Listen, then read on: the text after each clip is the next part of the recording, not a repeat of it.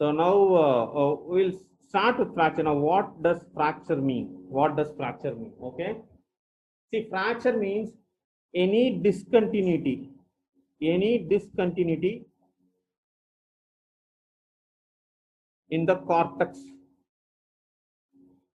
Discontinuity in the cortex of the bone is called as a fracture.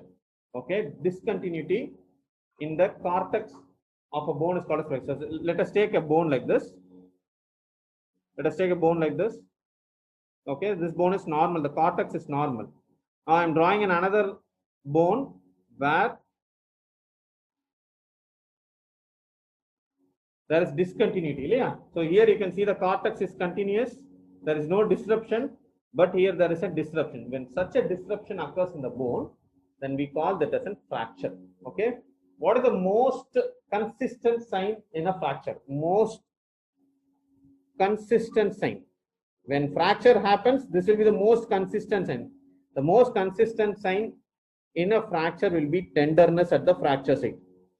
The patient will have tenderness at the fracture site. It is the most consistent sign. But what is the most pathognomic sign? Well, these are different terms. What is the most pathognomic sign? The most pathognomic sign will be abnormal mobility.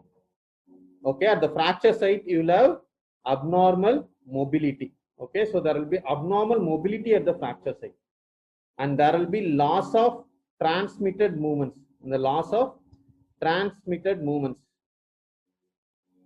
Okay, loss of transmitted movements. Just imagine you take a bone like this, and the bone has got fractured, and bone has got fractured like this. Now, just if you rotate this part, the other part moves or don't move. If you rotate this part, the other part of the bone moves or it does not move. It does not move because there is a fracture here. So this is called as loss of transmitted movement. This is called as loss of transmitted. You move one part of the limb, the other part of it is not moving because of the loss of continuity in the bone. Okay, so this sign is most pathognomic sign. This sign is most pathognomic sign. Okay, so what does a fracture mean? Fracture is nothing but discontinuity in the cortex. Discontinuity in the cortex. Now, we classify the fractures in different categories. One first category is called as open fracture and then closed fracture. What does an open fracture and a closed fracture mean? Very simple. Okay, just imagine you have got bone in the forearm. Around the bone, what are the structures you have got? You have got muscles, you have got the subcutaneous tissue, and you have got the skin. If a fracture happens, and if these structures are intact, then it is called as a closed fracture. If a fracture happens and the fractured end comes out of the structure, it tears the muscle, it tears the subcutaneous tissue, and it tears the skin and comes out, then that is called as an open fracture. So what does open fracture mean? So open fracture is whenever the fracture hematoma communicates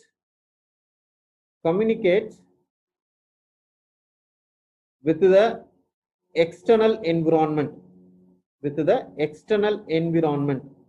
then that is called as an open fracture. So obviously there is a breach in the epithelial tissue. That is skin. Okay, clear? So if the fracture hematoma doesn't communicate with the environment, then that is called as a closed fracture. But if a fracture hematoma is communicating with an external environment, then it is called as an open fracture. Now, can anyone tell me what will be the complication when a fracture hematoma communicates with the exterior environment? What is present in the exterior environment? More of bacteria. And okay, so when the bacteria comes and sits over the bone, it can cause infection in the bone. What is that term called as? Infection of the bone is called as osteo. So in open fractures, what is more common? Osteomyelitis is more common in open fractures. Osteomyelitis is more common in open fractures. Okay, there is one person called as Gustilo Anderson who classified this open fractures, and that classification is called as Gustilo Anderson classification for open fractures. Gustilo Anderson classification for open fractures. Okay, clear? for your undergraduation level, details of, there are number of classifications in orthopedics. I'm not going to details of most of the classifications. Very important classification I will try to highlight in it. So one classification is this one. You should know about this classification. So Gustilo-Anderson classification is a method to classify open fractures. So the open fractures are classified into 3 classes. So class 1, class 2 and class 3. Okay, so it is classified into 3 classes. What is called as class 1? Whenever the lacerated wound is less than 1 centimeter, and if it is a low velocity injury, then this type of open fractures are called as class 1 open fractures. Okay, just imagine a fracture happens and the skin has got ruptured, and the size of the skin laceration is how much? Less than 1 centimeter. And if it is a low velocity injury, then it is called as a class 1 type of open fracture. If the same type of wound, a low to medium velocity injury with a lacerated wound of 1 to 10 centimeter size, then we call this type of open fractures as class 2 open fractures. So the size of the wound will be between 1 to 10 centimeter. Class 3 is any wound size, no matter whether it is 1 centimeter or 10 centimeter, any wound size, but there is an high velocity injury. We call this as class 3 type of open fractures. Class 3 type of open fractures. We classify the class 3 type of open fractures into further subdivisions as A, B and C. So class 3 fractures are further subdivided into A, B and C. Okay. So what does A mean by class 3A mean by? It is an high velocity injury and the lacerated wound does not require flap cover. Okay. So what do you mean by flap cover? Just see here. See, you got an injury in the forearm. Okay. And the wound is so bad that we take a tissue from the other side and we close it. This is called as flap cover. Okay. So you take the tissue from the other side and you close the wound. That is called as flap cover. If an injury does not require flap cover, it comes under class 3A. If an injury requires flap cover, then it comes under B. If there is an injury, open injury associated with an arterial rupture requiring repair, then that is type C. So if an open injury is associated with an arterial rupture, then what is that classification? Type 3C. If it requires a flap cover, what is the classification? Type 2B. If it does not require a flap cover, then it is A. Any high velocity injury, irrespective of wound size, comes under class 3. Okay, clear? So Gustilo-Anderson classification is for open injury. So this is take home message. Open. See, they will ask you only this much, man. They won't ask you much. Open injuries are classified by which classification? Gustilo-Anderson classification. Okay, now a fracture has happened, whether it is an open fracture or closed fracture, don't worry about it. A fracture has happened. Now a fracture has happened, has to heal. Yeah? So a fracture healing can take place in 2 forms. Okay, one is called as so fracture healing. A fracture has to heal when it happens. So one is called as direct fracture healing, and another one is called as indirect fracture healing. Okay, what does a direct fracture healing means by? Where direct fracture healing mean by a fracture heals without formation of callus. No callus here, without callus formation. Then that kind of fracture healing is called as direct fracture healing. Okay, so there is one entity called as direct fracture healing, where the fracture heals without any callus formation. Indirect fracture healing means it heals by callus formation. Now, there are certain stages in indirect fracture healing. Okay, there are certain stages in indirect fracture healing. What is the stage 1? Stage 1 is stage of hematoma. Stage of hematoma formation. So after a fracture happens, the blood vessels around the bone in the periosteum, they get ruptured and bleeding happens there. Collection of bleeding is called as hematoma. Collection of bleeding is called as what? Hematoma. So after fracture happens, what is the first stage in indirect fracture healing? Stage of hematoma. This hematoma organizes to form a callus called as soft callus or stage of early callus formation. Stage of early callus formation. Okay, once callus formation starts, this can be seen in an X-ray, and this happens around 3 weeks. So in X-ray, the callus can be seen at the earliest by 3 weeks. This is very important. MCQ. Callus formation at the earliest seen in X-ray by which weeks? By 3 weeks. By 3 weeks. Now this early callus or soft callus, this is soft callus, it slowly becomes hard. So that is called a stage of hard callus. Stage of hard callus. And this hard callus further remodels to form a proper bone. This stage is called a stage of remodeling. This is called a stage of remodeling. Okay. So we'll start from here. Fracture healing can happen in 2 ways. One is direct fracture healing, another one is indirect fracture healing. What does direct fracture healing means?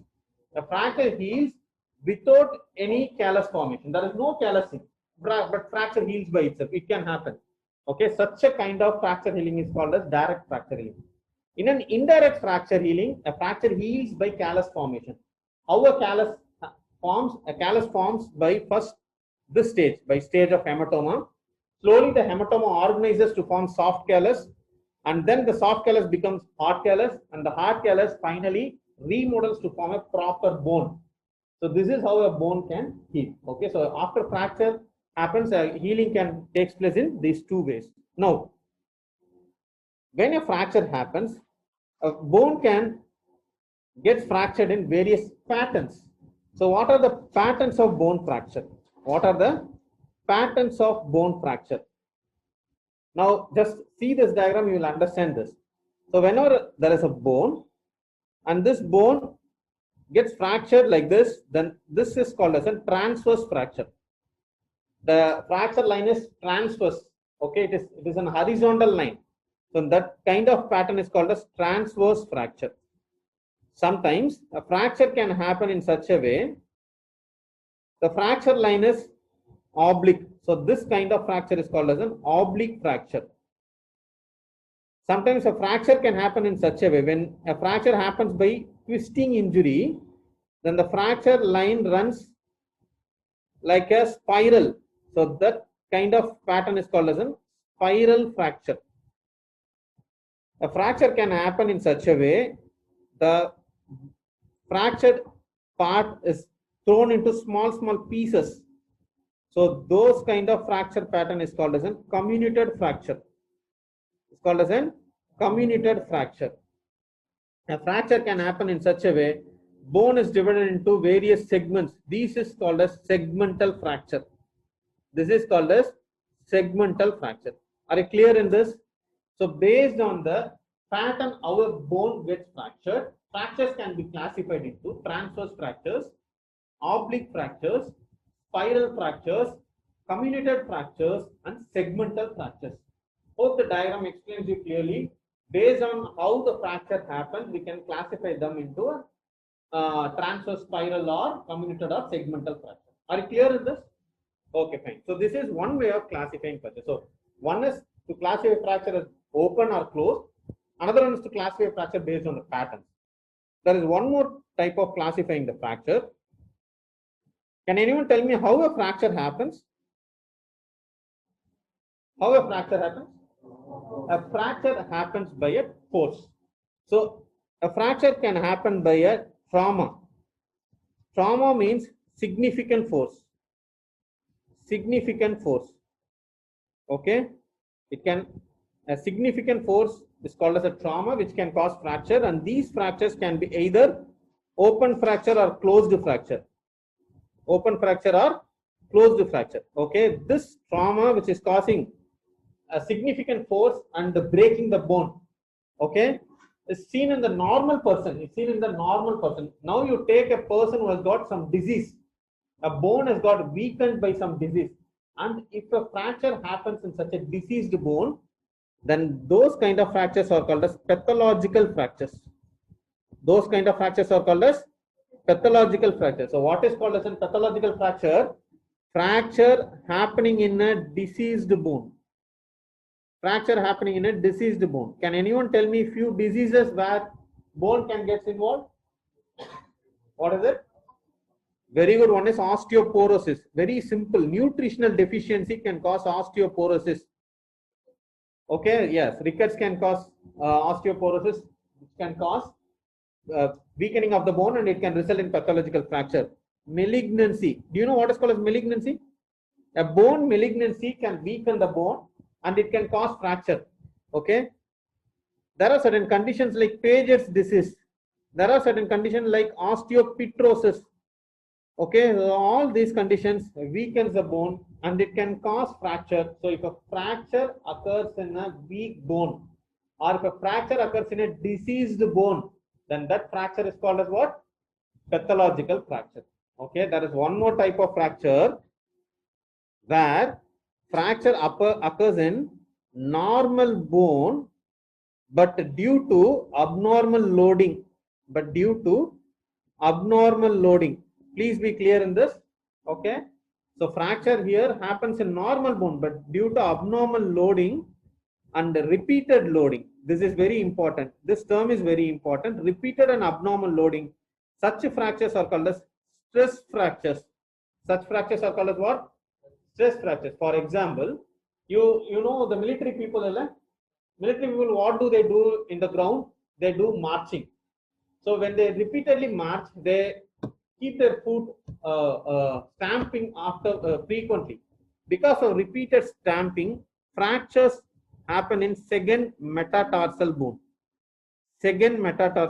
These fractures are called as march fractures, which is an example for stress fracture.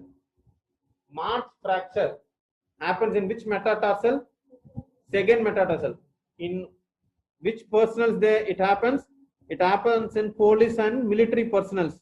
When they do repeated marching, abnormal loading happens. Even though their bones are strong, it can get fractured. Such a fracture is called as a stress fracture. Example for stress fracture is march fracture. There is one more fracture called as shin splints. Where in marathon runners, tibial shaft fracture happens. This is also an example for stress fracture.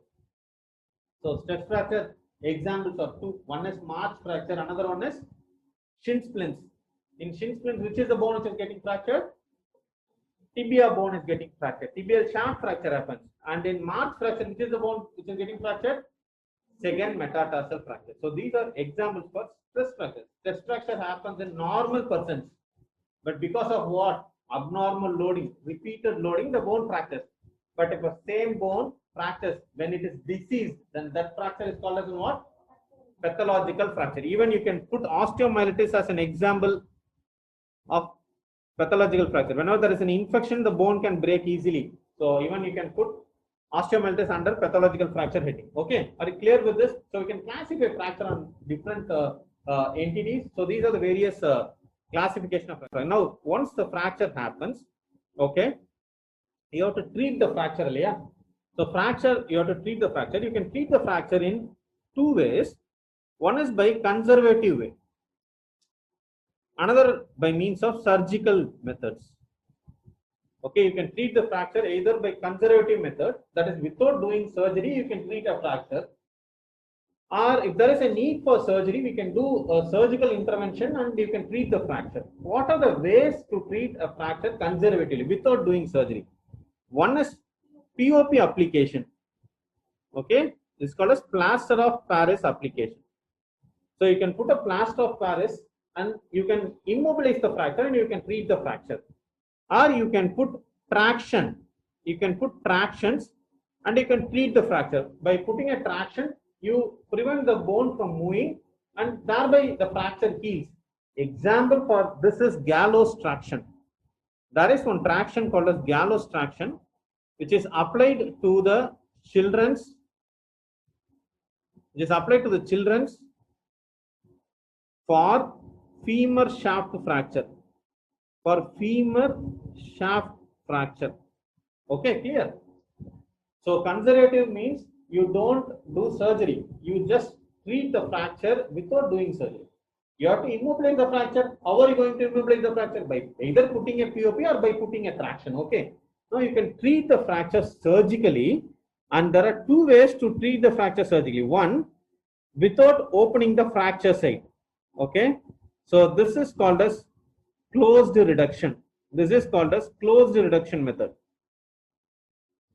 And you open the fracture and you reduce and fix it. It's called as an open reduction method. Open reduction method. Okay, so you treat the fractures without opening the fracture site by means of closed reduction method, or you open the site and you fix the fracture. It's called as an open reduction method. And you can do these surgeries with various materials like K wires, intramedullary rods, you can use plates, you can use fixators. So these are various materials which are used surgically to treat a fracture. So how you treat a fracture, either conservatively or surgically, and how you treat surgically, either opening the fracture or closed reduction method. And how do you fix the fractures, either by using K wires or intramedullary rods, or using plates, or using fixators like Ilizarov fixators. You know Ilizarov fixators. Yes, Ilizarov fixators can be used to fix the fractures. So these are various ways to treat a fracture. Now, after you treat it, yes.